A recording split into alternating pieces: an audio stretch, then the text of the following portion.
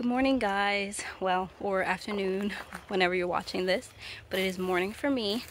I have this bowl of potatoes from the potato varieties I ordered. As you already saw, we've been in the garden all morning working on putting down the cardboards in the row. As you can see, the grass is starting to grow, and I wanted to go ahead and finish putting the cardboard down the rows before we had to weed eat. So my daughters and my son, well, my daughters were helping me put down the cardboard, and then my son was getting the wood chips from the delivery we got and filling out the rows. My husband picked up some cardboard from Dollar General before he left, and so that's what we're working with. We had a really big pile, so nice and happy about that. But it is coming together and it is looking very good. So I had already planted 2 beds of potatoes. If you saw me plant those, I planted store-bought potatoes, and then I planted potatoes that I had harvested last year from store-bought potatoes, and I think some was seed potatoes, and I saved them for this year. And now I have my seed potatoes that I ordered this season, and I'm going to be planting them. I have these this bed up here that I had Swiss chard in that got killed when that 26-degree frost came, and so I am going to be using this bed to plant some of these potatoes. So this is the bed that I am talking about. As you can see, you can still see the Swiss chard that had died, but there is my leeks right over there. And I still have some more that when I planted them out, they were too small, but I think I'm going to go ahead and put those in the bed as well, and then plant the potatoes. Potatoes and leeks can be planted, or onions, in the same bed. I've read that it's a good companion plant, so that the leeks or like any onion in the onion family, that they can repel the potato beetle. So I have a variety of potatoes in this bowl. I did not write the names of potatoes that I took, but they are purple ones, red ones, and just yellow ones, and I had them sitting in my house sprouting. What I'm going to do is lay them out. I like to garden in a square foot gardening method. So in the square foot gardening method, you want to put 1 potato per square foot. And this is a 3x6 bed, which technically means I could put 18 potatoes in it, but I have 1, 2, 3, I have about 4 square feet of leeks. So maybe that's 14 potatoes. So I'm just going to lay them out and see.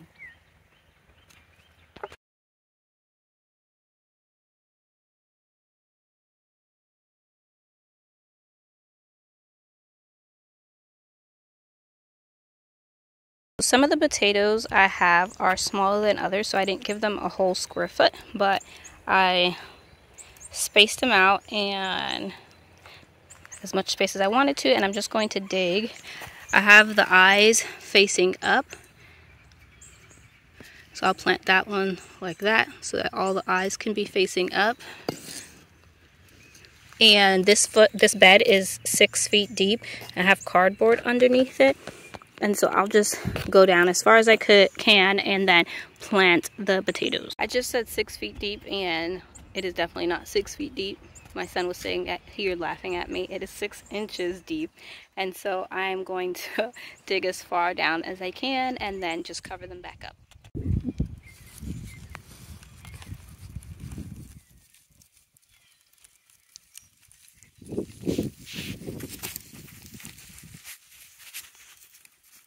So I'm digging down as far as I can, and I'm going to just drop the potato in there with the eyes up and cover it back.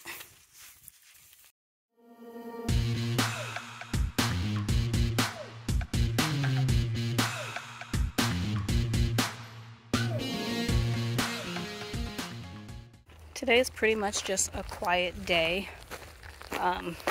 Just laying down cardboard and moving wood chips and planting potatoes. But most of the time we're going to be laying down cardboard and moving wood chips. I have to go inside and get more potatoes and check on the chicken I put in the oven for dinner. Tonight is the night that I go to my counseling class, so I want to make sure that dinner's ready. So I am making teriyaki chicken. I've already had them in here for an hour, but I'm gonna flip them and let them continue baking. I need to go back in this glass room where the potatoes are at and get more potatoes to plant. I have a bed that there were I think turnips in there, and some of them died as well, so I'm going to be putting some potatoes in that bed as well. This room is a mess right now with plants and boxes everywhere ready to go out. I know it looks crazy, but we have our expected last frost is April 2nd, and I've looked on the 10-day forecast and there is no frost up until April 3rd, but last week we froze 2 weeks after our last estimated frost date, so I'm still waiting to plant out any kind of like tomatoes or my peppers or anything like that. This is how I laid the potatoes out. This one's called the butte, I guess, or butt, I don't know, but putting those in there to bring out. I also have some other varieties up here, smaller ones, and I just sat them out so that they could sprout. So this one's a Adirondack red, and then I have this blue variety, some of them molded. Let's see. Oh, I won't take this one. Okay, can't do this with one hand. That is what that one is. It's a purple variety with white flesh. So I had three that, well, two that molded. This one, yeah, kind of. Doesn't have any sprouts either, so I'm gonna leave that. What I'm going to do is just add in, this is a container of blood meal, Azomite, and, or just blood meal and Azomite, I think. But I'm gonna sprinkle this on the bed and then plant the potatoes. Maybe I'll go inside and get some bone meal mixed in here as well, since this will be growing potatoes. This is the bed that I had turnips all over and a lot of them died, so I'll be planting the potatoes on the side that has no turnips and leaving the side with the turnips to finish growing.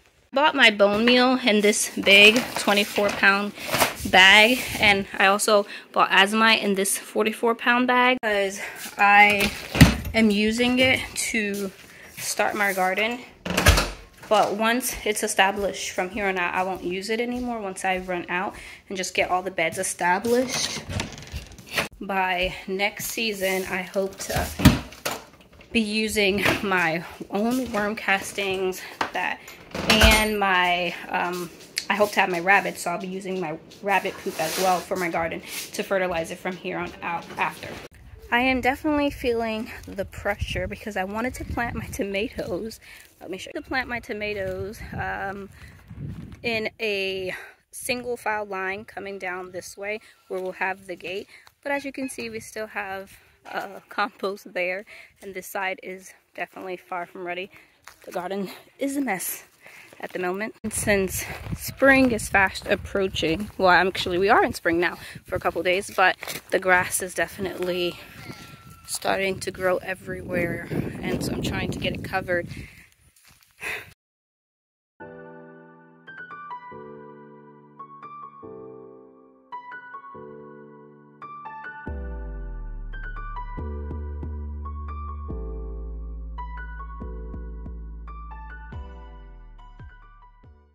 I showed you guys where we had this whole bed filled with brassicas and how I thought all of them had died, but there's about 4 plants in here. Let me tell you. There are about 4 plants, 4 brassicas, and some carrots in here that, and a couple radishes. There's a section of carrots right here.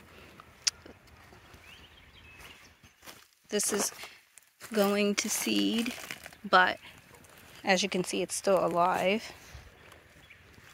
And so in this bed, I'm thinking about planting all of my sweet pepper plants. I think it would be enough to fill this bed. So that's what I'm thinking about putting in this bed.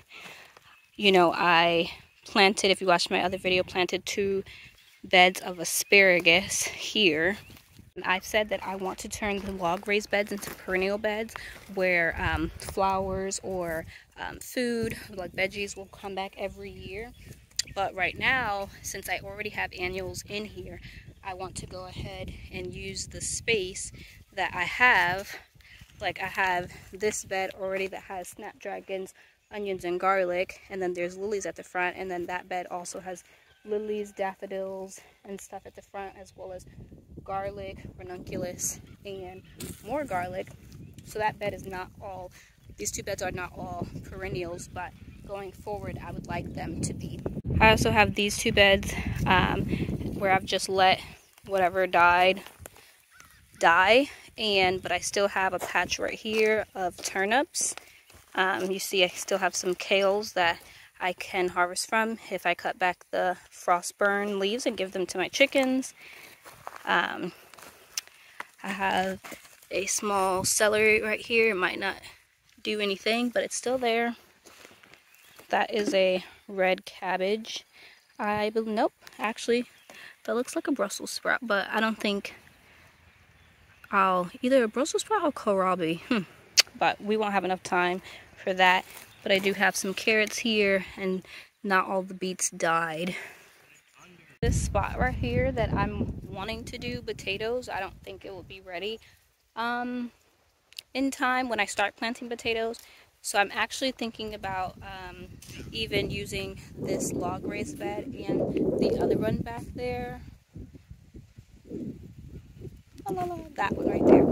And maybe putting up a cattle panel, because this bed is about 15 feet and I have cattle panels that are 16 feet. And planting a row of tomatoes on the back, and then putting what is it called, peppers in the front, and then maybe marigolds. So I even thought about that. Option I thought about is I have about, I think it's like 6 feet of space up here behind the log raised beds, but before you get to these blueberry plants. And at first I was thinking about putting these containers in the middle of each blueberry plant, but I'm wondering also if I should dig and have like an in-ground layer right here, super long, of a tomato trellis. This width I think is 50 feet, and so I could fit about 30 tomato plants up here if I did that. What worries me about doing that way and it being in ground is that this up front right here is where there was lots of pine trees, and like right now I'm stepping on one. Forest mulch, but I don't know if you can see, that is higher than, say, down here. So what I am concerned about is running into a lot of roots. If I tried to plant in ground up there, it would be a good option, but I'm just worried about running into hard roots and then not being able to plant. So there's that. I can always plant my tomatoes later than I expected, but I have so many. I planted definitely over 100 varieties. I don't know how many exactly, I don't remember, but definitely over 100. Okay, it is later in the day. We went inside to eat lunch and we're back outside now. Still laying down cardboard, and my husband's willing over the wood chips. We are almost out of, I don't know if you can see that pile right there. We're almost out of cardboard, so, but we'll have this side connected pretty far.